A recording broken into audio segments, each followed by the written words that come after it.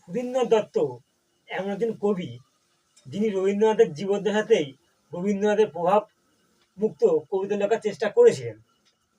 রবীন্দ্রনাথ প্রভাবমুক্ত যে কজন কবি রবীন্দ্রনাথকে সরিয়ে দিয়ে তাদের প্রভাব বিস্তার করতে চেয়েছিলেন, তাদের মধ্যে সুধীন্দ্রনাথ হচ্ছেন উল্লেখযোগ্য কবি। তার উটপাখি কবিতাটি অত্যন্ত জনপ্রিয় এবং অত্যন্ত যুগের দলিল হিসাবে রয়ে যাবে। তো সুধীন্দ্রনাথ দত্তের উটপাখি কবিতাটি আলোচনা করার আগে কয়েকটি বিষয় জেনে নেওয়ার দরকার আছে। যেমন এটি সংবর্ত কাব্যগ্রন্থের অন্তর্গত। সুধীন্দ্রনাথ দত্তের এই উটপাখি কবিতাটি সংবর্ত কাব্যগ্রন্থের অন্তর্গত। এটি 1953 সালে প্রকাশ হচ্ছে। এবং সুধীন্দ্রনাথ হচ্ছেন মাললাম, ওই মাললামের ভাবশিষ্য হচ্ছেন সুধীন্দ্রনাথ। তার প্রভাব, তার আদর্শ বহু কবিতাতে ছড়িয়ে রয়েছে।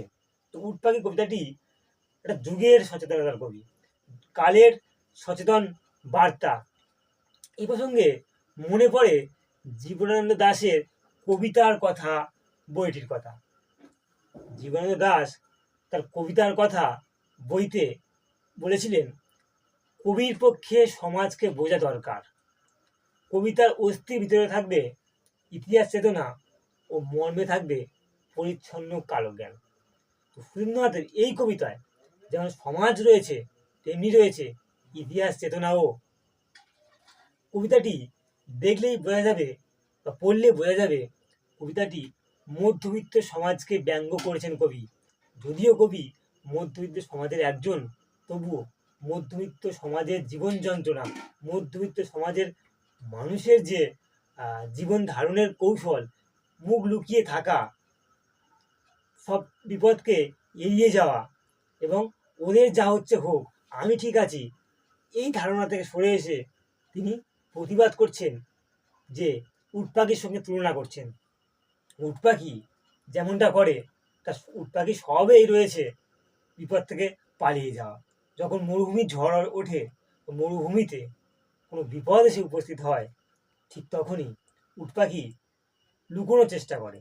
তার লুকোনোর পন্থাটা কি? বালির মধ্যে মাথা গুঁজে দেয়, দিয়ে ভাবে যে কেউ আমাকে দেখতে পাচ্ছে না, আমি লুকিয়ে পড়েছি। সে নিজেই লুকিয়ে পড়ছে বালির মধ্যে মাথা গুঁজে দিয়ে, বালির মধ্যে চোখ বন্ধ করে থেকে, আর ভাবছে আমাকে কেউ দেখতে পাচ্ছে না।